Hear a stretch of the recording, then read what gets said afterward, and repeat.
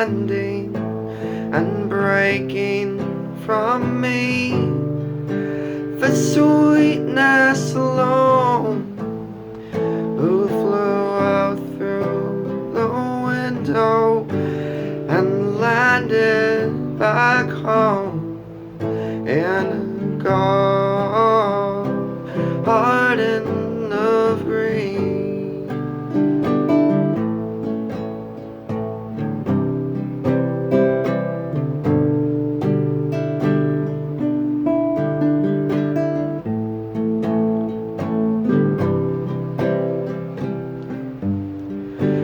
You're riding along on the back of a steamer and steaming yourself in the warm shower spray, and water rolls on off around Captain's belly, who's talking to tigers from his cafeteria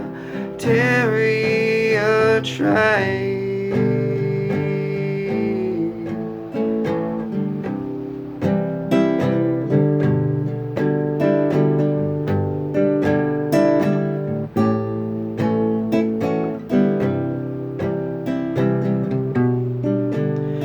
And sweet babies cry for the cool taste of milking, that milky delight that invited us all.